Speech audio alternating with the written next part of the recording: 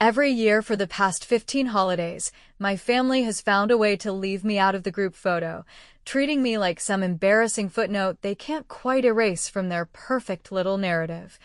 And this time around they didn't just forget about me, but went ahead and photoshopped me right out of existence.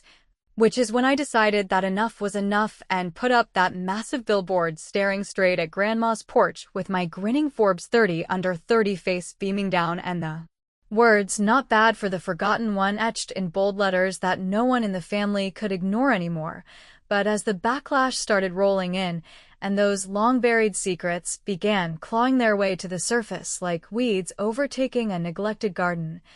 I couldn't help but wonder if this bold stroke of revenge would finally bring me the closure I craved, or just drag me deeper into the tangled mess of resentment and regret that had defined our relationships for so long.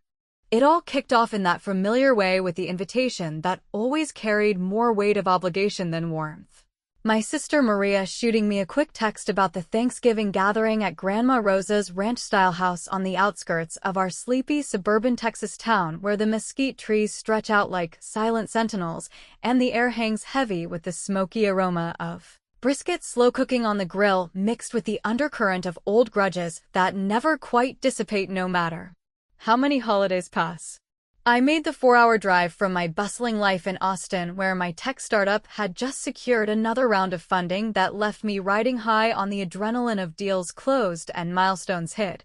convinced that perhaps this year they would finally see me not as the rebellious daughter who bolted at 18 to chase ambitions that clashed with their traditional expectations, but as Elena Vasquez, 38 years old and forging ahead as the founder of a company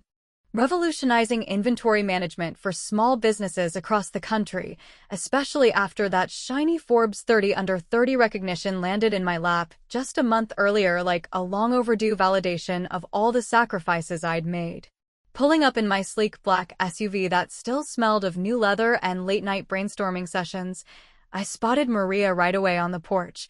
her eyes narrowing in that telltale way that suggested I'd already overstepped some invisible boundary simply by showing up on time with a bottle of artisanal salsa in hand as my contribution to the feast. The afternoon unfolded in the chaotic rhythm that had become our family tradition, with cousins herding energetic kids across the sprawling yard dotted with wildflowers and ancient oaks, while Uncle Javier manned the grill flipping ribs that sizzled and popped under his watchful eye, his beer gut straining against the faded band tee he'd worn to every gathering since the 90s, and Mom darting between the kitchen and the dining table fussing over the arrangement of cornbread and pecan pies. If the perfect spread could somehow paper over the cracks in our familial foundation that had widened with each passing year, I jumped in to help wherever I could, taking up the knife to chop onions until tears streamed down my face, blurring my vision and forcing me to blink back not just the sting, but also the quiet frustration of always feeling like an outsider in my own bloodline, all while tossing out lighthearted comments about how my app could streamline their chaotic recipe exchanges and prevent these annual kitchen meltdowns from escalating into full-blown arguments over who forgot the gravy. Laughter bubbled up from the group in fits and starts, genuine enough to ease the tension for a moment, but never quite enveloping me in its warmth, leaving me on the periphery as if my stories from the corporate world were just amusing anecdotes rather than the hard-won triumphs they represented. Then came the moment I'd been dreading yet anticipating all day, the ritual of the group photo that served as the unspoken capstone to every holiday and the sharpest reminder of my place in the hierarchy. When we all shuffled onto the wide wooden porch bathed in the soft golden light of late afternoon that painted everything in hues of amber and nostalgia, squeezing together behind Grandma's weathered rocking chair where she sat like the matriarch she was at 78 years young, with her silver hair pinned back and a smile that hid a lifetime of resilience. I maneuvered myself toward the edge of the cluster, determined to claim a spot this time, flashing what I hoped was a confident smile as the camera came out. But before I could settle in, my brother Carlos waved me aside with that casual dismissal he'd perfected over the years, saying I was blocking the view of the little ones who needed to be front and center for the memories. And in the blink of an eye the shutter snapped, capturing the moment without me fully in frame, my presence reduced to a mere shadow lingering on the sidelines like an afterthought that no one bothered to correct. As the evening wound down and relatives trickled out hugging goodbye with promises to call more often that rarely materialized, I retreated to the modest hotel room on the edge of town, the kind with thin walls and a flickering neon sign outside that buzzed through the night. Pulling out my phone to scroll through social media in a bid to unwind, only to stumble upon the post that ignited the firestorm, Maria's Instagram feed lighting up with the freshly uploaded image of the family gathered in perfect harmony, all smiles and coordinated poses under the caption, "Family forever grateful for these moments," that had already garnered 200 likes and a cascade of heart emojis from extended relatives and old high school friends chiming in with comments about how beautiful and enviable the scene looked. Staring at the screen, my heart sank into a pit of cold realization, because there I was, not at all, not even a trace of my form in the composition they'd so meticulously cropped to exclude me. Entirely my shoulder, the only faint remnant like a glitch they couldn't quite scrub clean, and in that instant a torrent of emotions crashed over me, blending raw anger with the dull ache of repeated rejection that had shadowed me since childhood, when I'd first sensed the shift after that heated argument I'd overheard between Mom and Dad about his failing trucking business and my innocent questions that seemed to poke at wounds they preferred to keep bandaged. Pacing the cramped room with the city lights from distant Austin mocking me through the half-drawn curtains, I wrestled with the urge to brush it off as just another instance of their small-town insularity clashing against my fast-paced achievements, the kind that had pulled me away from potlucks and Sunday masses toward investor meetings and keynote speeches. But deep down I knew this went beyond forgetfulness into deliberate erasure, a pattern that traced back to that long-ago fight when, as a 12-year-old, I'd blurted out something overheard to a family friend, sparking ripples of embarrassment that lingered like smoke. Tossing my phone onto the bed, I let the resentment simmer, turning it over in my mind until by the time morning light filtered through the blinds I'd formulated a plan, not the grand billboard gesture that would come later after the wounds festered further, but a sharper, more immediate retaliation that tapped into the gossip-loving underbelly of our community. Logging into a burner account on the local online forum where busybodies traded stories of neighborhood scandals and PTA dramas, I crafted an anonymous post dripping with irony detailing how the Vasquez family cherished their holiday photos so dearly that they edited out the relatives who'd actually escaped the rut and made something of themselves, questioning their priorities in a way that stung without overt malice, and hit send, watching the words launch into the digital ether with a mix of vindication and nerves. For the next few hours, as I nursed a black coffee at a roadside diner, sketching out my route back to the city, the satisfaction built watching the post gain traction, views climbing steadily and shares propagating through the town's interconnected web of Facebook groups and text chains, until it felt like a small victory, a clever reclamation of narrative control that forced their facade to crack, even if just a hair. The petty thrill carried me halfway home until my phone erupted with an incoming call from Maria, her name flashing insistently on the screen, followed by a terse text that read, "What the hell did you do? We need to talk now." Sending my pulse racing with a cocktail of apprehension and curiosity, because if they'd traced it back to me already, that meant the stakes had escalated far beyond a simple snub, and whatever deeper knowledge they held about that childhood incident or the reasons for my ongoing exclusion was about to spill out in ways I hadn't anticipated, leaving me gripping the steering wheel tighter as the highway stretched ahead, wondering if this first taste of revenge would draw me back into the fold or sever the ties for good. That insistent call from Maria lingered in my mind like a bad aftertaste, refusing to fade even as I merged onto the highway heading back to Austin, where the skyline promised a temporary escape from the suffocating pull of family dynamics that had always felt more like quicksand than solid ground. And over the next 2 days, her silence after that initial text only amplified the tension building inside me until I couldn't stand the uncertainty any longer, deciding to drive straight to her place. Uninvited, because if she wanted to play games with accusations, then I would force the conversation on my terms, showing up with the confidence that had carried me through boardroom battles, but laced with the vulnerability of someone who still craved answers about why our bond had frayed so badly over the years. Arriving at her modest 2-story home in the heart of our Texas suburb, where the lawns were manicured to perfection and minivans lined the driveways like symbols of settled lives, I knocked. firmly on the door, my heart pounding with a mix of defiance and dread, until she finally yanked it open, her face a storm cloud of irritation and exhaustion, the kind that came from juggling 3 kids, a part-time job at the family hardware store, and the weight of expectations that had pinned her in place since high school, while I'd been free to chase horizons she could only dream of from afar. Stepping into her cluttered kitchen that smelled of lingering spices from last night's enchiladas and echoed with the distant chatter of cartoons playing for the kids in the living room, we settled at the scarred wooden table where mugs of cooling coffee sat between us. Like barriers, she crossed her arms tightly over her chest, her voice dropping to a heated whisper as she confronted me directly about the anonymous post that had blown up on the local forum, amassing over 500 views and sparking a flurry of comments from nosy neighbors speculating about dysfunctional dynasties and holiday feuds ripped from the pages of daytime television, which she claimed had already reached Mom's ears, turning what should have been a peaceful week into a whirlwind of hushed phone calls and sideways glances at the grocery store. I feigned surprise at first, leaning back in my chair with a casual shrug suggesting it was just the internet doing its chaotic thing, amplifying every whisper into a shout, but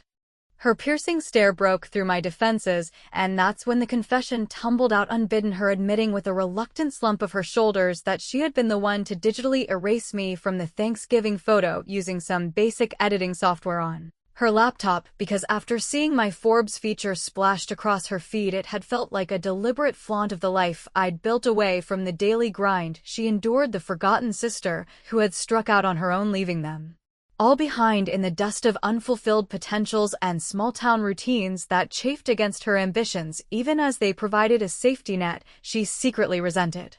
The revelation hit me like a freight train barreling through the fragile walls I'd built around that old hurt, stirring up fragmented memories of us as wide-eyed kids huddled under the sprawling branches of the pecan tree in Grandma's backyard, sharing secrets and dreams. Until everything shifted after that explosive argument when I was 12, overhearing Mom and Dad's frantic discussion about the trucking business teetering on collapse with debts piling up like storm clouds, and my naive outburst to a family friend that had inadvertently invited scrutiny from outsiders, sparking investigations that nearly cost them the house and forever altered the way they looked at me, as if my curiosity had become a liability too dangerous to indulge. Maria's words peeled back those layers, exposing the raw underbelly of her jealousy, not just over my recent successes, but rooted in the divergent paths we'd taken, her staying tethered to the family legacy running the store Dad had left her after his health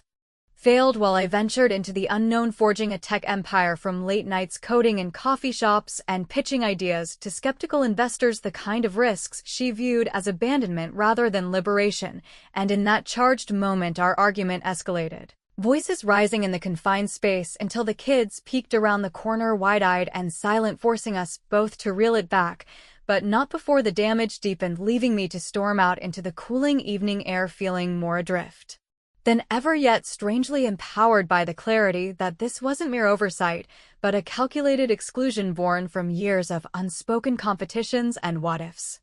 Driving away from her house with the sun dipping low, casting long shadows across the familiar streets that held so many echoes of our shared past, I let the anger fuel a bolder plan, recognizing that if they were willing to manipulate images to preserve their illusion of unity, then I would disrupt that harmony in a way that demanded accountability, turning their most cherished gathering into a stage for confrontation where my presence couldn't be so easily dismissed or digitally undone. The Christmas party loomed just a month away, the grand annual affair at Grandma's ranch that always unfolded with twinkling lights strung across the porch, eggnog flowing freely, and relatives converging from nearby towns to pretend for one evening that grudges dissolved in the warmth of tradition. But this time I resolved to arrive not as the peripheral guest slipping in quietly, but as the focal point, dressed in a sharp, tailored blazer that accentuated my professional poise, carrying a premium bottle of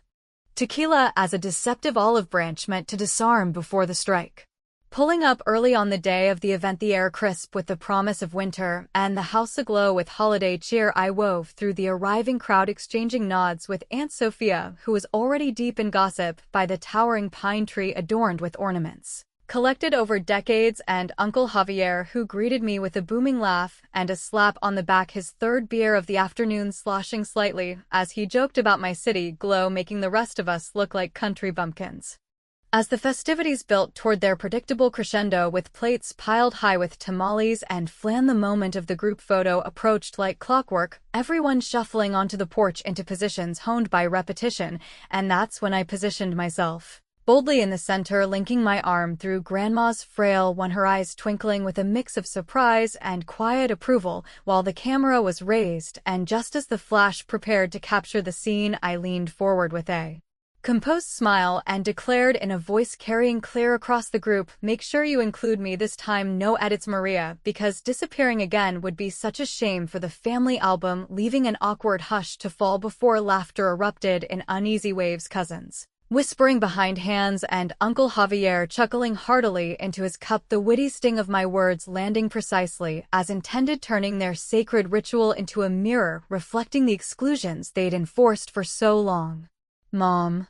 drew me aside later amid the twinkling lights, her eyes glistening with unshed tears as she murmured about the importance of family sticking together through thick and thin, but I enveloped her in a quick hug, the scent of her familiar perfume mingling with the tequila's warmth, diffusing the tension just enough to end the night on a note of fragile civility, though as I drove back to the city under a canopy of stars, the initial rush of triumph ebbed into a nagging doubt, wondering if my bold interruption had crossed a line, making Maria's children unwitting witnesses to adult fractures, and whether viewers peering into this saga would judge my spotlight grab as empowering or just another selfish jab in an endless cycle.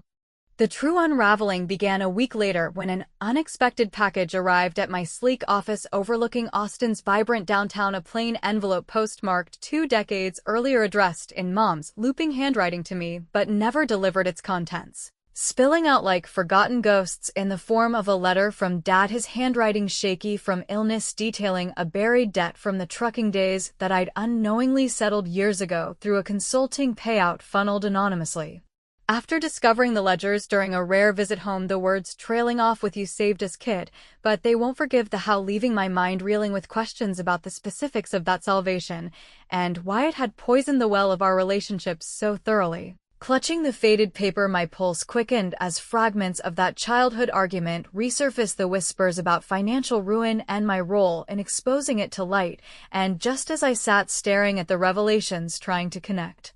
the dots, my phone buzzed with an incoming call from Grandma, her voice frail yet insistent, cutting through the static to say, "Come home, Elena, there's more you need to know before it's too late," pulling me back toward the ranch and the secrets waiting to erupt.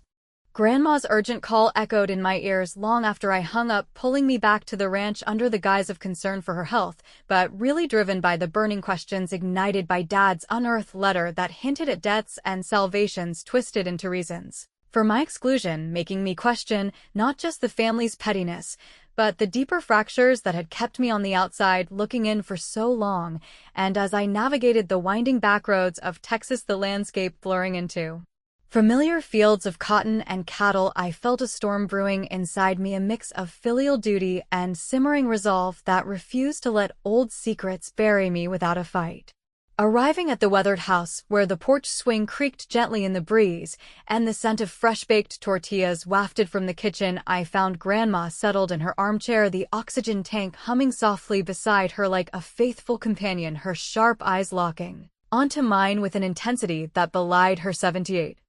years and the recent frailty that had everyone tiptoeing around her as if she were made of glass rather than the unyielding steel forged from crossing borders, with nothing but hope and a few heirloom recipes tucked in her apron pocket. She wasted no time on pleasantries, waving off my offers to fetch water or adjust her blanket, instead patting the worn cushion next to her and launching into a rambling yet pointed discourse about old mistakes that families make when pride clashes with necessity, mentioning how my success stirred up ghosts for them, not because of envy alone, but because it mirrored the risks Dad had taken with his trucking venture that ended in ruin, and how my childhood questions had peeled back scabs they thought healed, leaving scars that influence everything from holiday photos to inheritance whispers.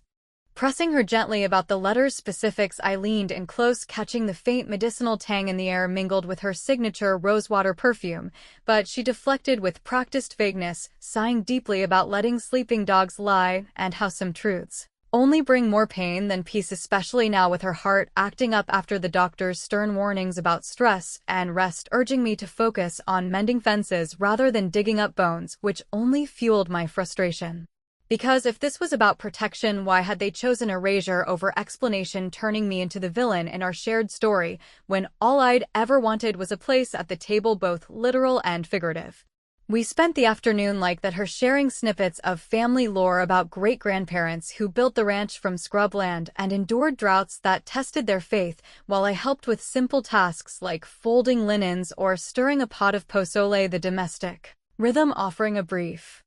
illusion of normalcy, but underneath it all the uncertainty gnawed at me, particularly when news filtered in about her mild heart episode a few days prior. Nothing life-threatening, but enough to rally the relatives into overprotective mode with casseroles arriving daily and Mom hovering like a shadow, which made me pause and reflect on whether my brewing plans for revenge were selfish indulgences that could tip her fragile balance or necessary reckonings that might finally clear the air for all of us.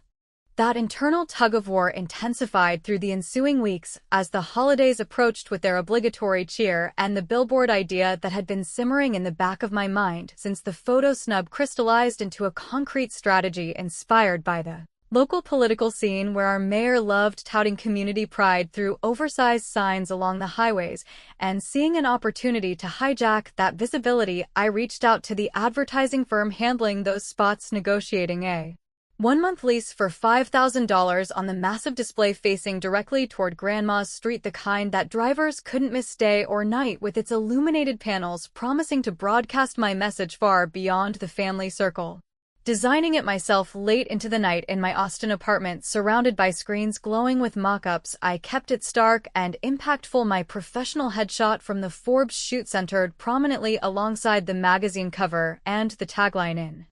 bold sans serif font reading Forbes 30 under 30, not bad for the forgotten one, a phrase that captured the wry humor of my situation while delivering a punchy reminder of achievements they'd tried to crop away, turning personal slight into public proclamation that would force confrontation on a scale they couldn't edit or ignore. Doubts crept in relentlessly, especially after another call from Mom, her voice cracking over the line as she described Grandma's fatigue and pleaded for me to join the upcoming barbecue without drama, suggesting we talk things through like adults, which presented a genuine dilemma because skipping the reveal to prioritize her well-being felt like capitulating to the very dynamics that had sidelined me for years, yet proceeding risked painting me as the heartless climber more interested in scores than blood ties, leaving any audience to this unfolding drama to side against my apparent callousness, even as I wrestled with the moral weight of it all.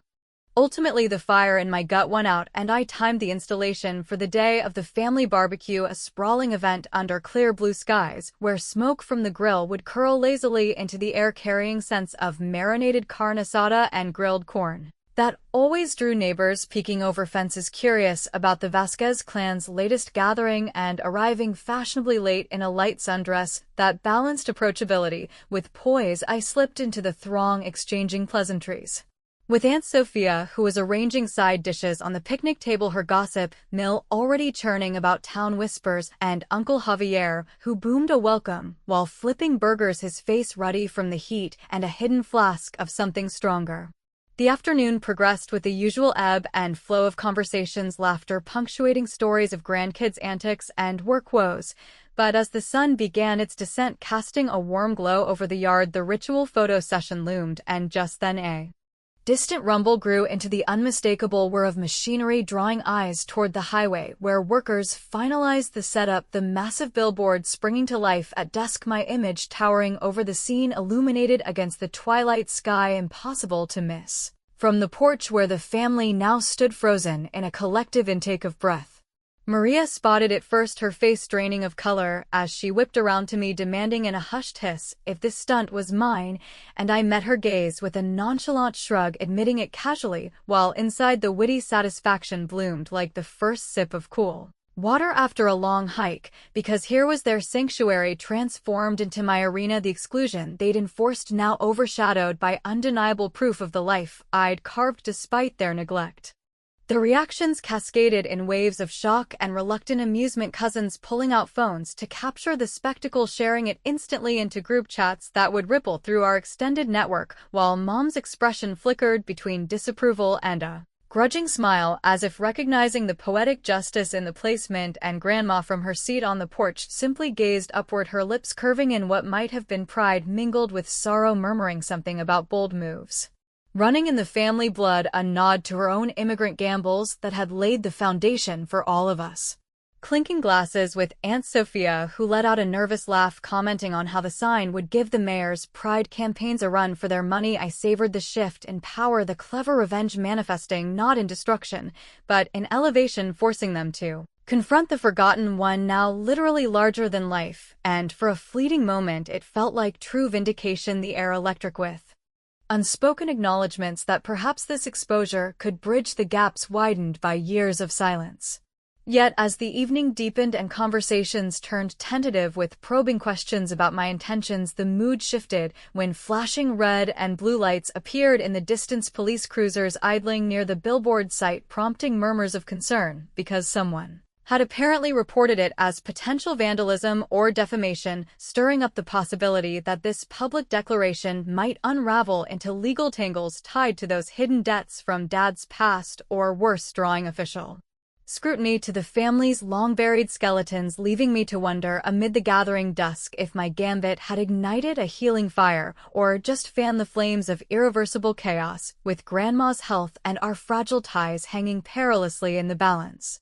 The flashing lights from the police cruisers turned out to be nothing more than a routine inspection of the new Billboard installation, with the officers confirming the permit was in order and dismissing the anonymous complaint as likely a disgruntled neighbor's overreaction. But even that brief scare rippled through the family barbecue like a stone skipped across still water, amplifying the unease that had already settled over the gathering, and by the next morning the story had spread through our tight-knit Texas suburb faster than gossip at a county fair, with neighbors texting Maria about the Vasquez Billboard drama and local news outlets picking it up as a quirky tale of family feud and entrepreneurial flair that painted me as the bold underdog, standing tall against tradition. Watching the coverage unfold from my Austin office, where the hum of my team's productivity provided a stark contrast to the emotional whirlwind back home, I felt a cocktail of glee and guilt churning in my chest. Because while the sign had achieved its goal of thrusting my narrative into the spotlight, it also cast a shadow over Grandma's recovery, the doctor's follow-up call emphasizing the need for low stress and quiet days, which made me question if my public spectacle had pushed her fragile heart too close to the edge, turning what started as witty payback into something that felt perilously close to cruelty in the eyes of those who valued harmony over honesty.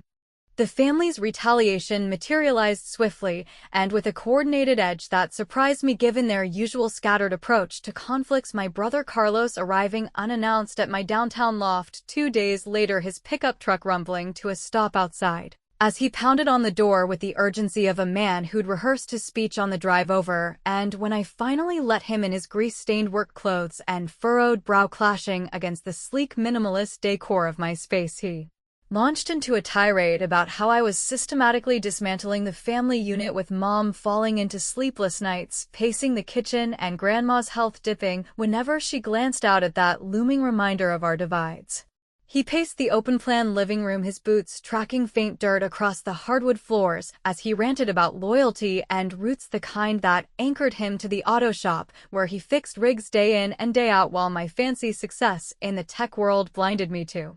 the sacrifices that kept our heritage intact. But I stood my ground, waving Dad's unearthed letter like a shield, demanding clarity on the debts and the how of my unwitting bailout years ago, after I'd stumbled upon the financial records during a hurried visit home and funneled consulting earnings to settle them without fanfare, only to be met with his evasive mutterings about 90s business woes that tanked the trucking firm, leaving debts that nearly swallowed the ranch whole, his eyes darting away in a telltale sign that layers of the story remained concealed, perhaps tied to that childhood argument where my innocent questions had invited outside eyes to probe too deeply.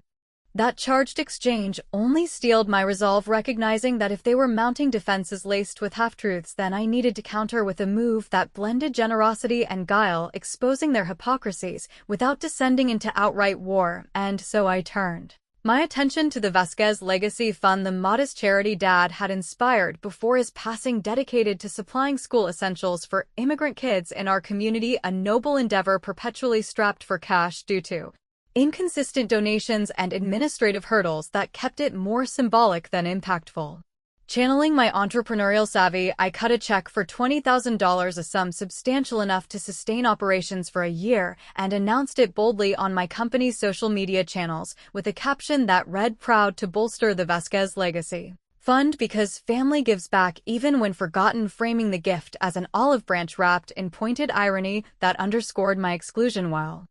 highlighting their reliance on my success to keep the cause afloat. And as the post garnered thousands of shares and positive buzz, forcing Maria to issue a public thank you through clenched teeth in the comments section, the satisfaction was palpable, a clever twist of the knife that elevated their efforts without erasing the sting of past slights. Uncle Javier added a dash of levity to the moment, texting me a thumbs-up emoji followed by "You're buying the next round, Billboard girl," his humor cutting through the tension like a well-timed punchline at a tense dinner party, reminding me that not all family ties were frayed beyond repair, even as the broader backlash simmered, with Mom's voicemails pleading for reconciliation and cousins sharing mixed reactions in private messages that ranged from admiration for my guts to disapproval of the drama it stirred. Driven by the need for more concrete answers, I made the drive back to the ranch that weekend under the pretense of checking on Grandma's progress, the roads winding through golden fields that evoked memories of childhood drives filled with Dad's tall tales and Mom's packed lunches, but now layered with the weight of unspoken revelations that demanded excavation. And finding the house quiet with relatives dispersed for the day, I slipped upstairs to the attic, a dusty repository of our history where cobwebs draped forgotten trunks and the air hung heavy with the scent of aged paper and mothballs, illuminated by a single bare bulb that cast long shadows across the clutter. Rifling through boxes of yellowed photographs and bundled ledgers, I uncovered a treasure trove of clues, faded receipts documenting the trucking business's desperate loans that I'd anonymously repaid after piecing together the crisis from overheard snippets during family visits and interspersed among them personal notes, revealing a generational pattern where Vasquez men chased bold ventures only to crash, leaving women to salvage the remnants, and daughters like me marked as troublemakers for questioning the fallout, with one particularly poignant letter from Mom to Dad advising to keep Elena out because her questions dig too deep into matters best left undisturbed, linking directly back to that pivotal fight when at 12 I'd confided in a teacher about the heated arguments over a near-bankrupt operation, sparking an investigation that scrutinized their finances and nearly cost them everything. The discoveries painted a picture of inherited resentments where my curiosity had become synonymous with disruption, a cycle that explained the photo exclusions as more than jealousy, but a deliberate distancing to protect fragile egos and buried shames, perhaps involving a trucking accident shrouded in ambiguity that went beyond financial ruin into questions of accountability and cover-ups. Emotions surged as I pieced together the fragments, frustration boiling over into a muttered rant about their stubborn pride that clung tighter than Spanish moss to live oaks, refusing to let go even when it choked the life out of relationships, and though it humanized their choices, casting them as products of survival rather than malice, it didn't absolve the years of isolation I'd endured, building my life brick by brick in isolation from the support they offered each other so readily. Snapping discrete photos of the key documents with my phone, I resolved to bring this evidence into the open at our next gathering, turning private discoveries into communal reckonings. But as I descended the creaky stairs, clutching the bundle under my arm, I nearly collided with my father waiting in the dim hallway, his stooped frame at 70 filling the space with an air of quiet authority, his eyes shadowed by regrets that time hadn't fully erased. He acknowledged catching me in the attic, his voice gravelly from years of smoker's cough, and confessed that the letter pertained to the crash, the one that claimed Uncle Tomas's life when his rig flipped on icy interstate roads, a tragedy compounded by insurance complications and whispers of negligence that the family had hushed to avoid further loss. but he trailed off, refusing to elaborate on my role as the 6-year-old who'd asked probing questions to a family friend, leading to inquiries that peeled back the official story and threatened their stability, leaving me reeling in the hallway with partial truths that hinted at deeper deceptions without granting full release. As he shuffled away toward the kitchen, the weight of his words hung heavy, and just then my phone shattered the silence with a call from Maria, her voice hysterical over the line, reporting that Grandma was collapsing again, urging me to rush over immediately and, for the love of everything, take that sign down before it destroys us all, propelling me toward the car with a mind ablaze in questions about accidents and intentions, wondering if unearthing these secrets would forge paths to forgiveness or widen the chasms into permanent divides. Grandma's collapse turned out to be another false alarm, in the sense that the paramedics stabilized her, quickly diagnosing it as a dip in blood pressure exacerbated by the emotional turbulence swirling around the ranch, but the incident packed the house overnight, with relatives converging like moths to a flame, their worried faces and hushed conversations filling the air with a tension thicker than the fog rolling in from the nearby fields, turning what had been a place of holiday warmth into an impromptu crisis center where casseroles piled up on the counters and sleeping bags unfurled across the living room floor as everyone vied for proximity to her bedside. I arrived just as the first light of dawn crept over the horizon, casting a pale glow on the billboard that still dominated the view from the porch, its illuminated letters now dimmed, but no less imposing, a constant sentinel to the conflicts it had provoked. Mom met me at the door, her features etched with exhaustion from a night a vigil, her eyes red-rimmed yet softening slightly as she pulled me into a brief embrace, the scent of her lavender soap mingling with the sterile tang of medical supplies that had invaded our family sanctuary for the second time in weeks. We made our way to Grandma's room, where she lay propped against pillows, her breathing steady under the watchful hum of the monitor, and as I took her hand, feeling the fragile warmth of her skin against mine, a wave of regret washed over me, mingling with the unresolved ache from the photo exclusions and the attic revelations, because in that quiet moment part of me yearned to dismantle the sign myself, to call the whole vendetta even and retreat into the comfort of unquestioned bonds. Yet the deeper sting of deliberate erasures and half-spoken truths about the crash kept me anchored, determined to push for clarity, even if it meant risking the fragile peace we'd all pretended to maintain for so long. By mid-morning, the doctor cleared Grandma for light activity, advising rest, but no more upheavals, which prompted Mom to suggest an impromptu family meeting right there on the porch under the shadow of the billboard itself, a location choice that carried ironic weight, as if confronting the symbol of our division head-on might force some catharsis. And as the group assembled in mismatched folding chairs with pitchers of iced tea sweating in the December chill, everyone settled into an uneasy circle. Maria fidgeting with her phone, her face a mask of lingering resentment. Carlos slouched with arms crossed, his mechanic's hands clasped tightly, and Uncle Javier nursing a soda, his usual levity subdued, while Dad occupied the corner seat, his stooped posture radiating the quiet authority of someone who'd borne too many secrets for too many years. I took the initiative, stepping forward with the phone still loaded with photos from the attic, the documents and letters spread out like evidence in a trial, as I laid bare the connections I'd uncovered, explaining how the exclusions weren't random slights, but rooted in that long-ago crash, the one that stole Uncle Tomas and left the family scrambling to hush investigations sparked by my childish questions to a family friend that peeled back layers of financial desperation and possible negligence, turning me into the unwitting harbinger of scrutiny that nearly unraveled their stability. Voices overlapped in a cacophony of defenses, Maria insisting it was about old habits born from hurt feelings after I'd skipped her wedding for a crucial business deal, viewing it as choosing ambition over blood, while Mom's tears flowed freely as she described the desperate measures to shield the younger generation from the ugly history of a trucking accident mired in insurance battles and whispers of fault that could have cost them the ranch and their reputations in the close-knit community, where scandals spread faster than wildfires.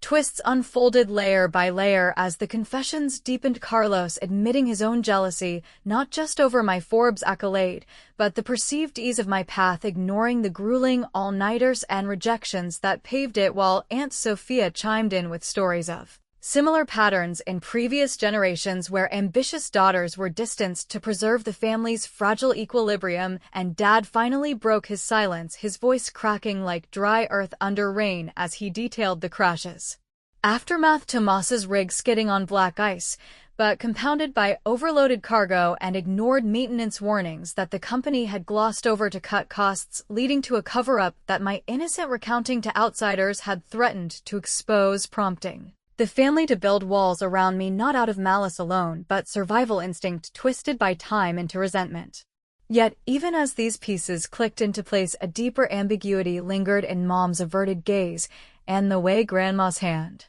tightened on mine, suggesting something more profound, perhaps ties to criminal undertones in the trucking dealings or unresolved guilt over Tomas's death that went beyond accident into questions of complicity, leaving the core why of my ongoing exclusion hanging like an unanswered echo. Because if it was truly about protection, why had the cropping persisted through my successes and salvations, the $20,000 donation to the legacy fund notwithstanding, which now felt like a hollow gesture in the face of such entrenched denial?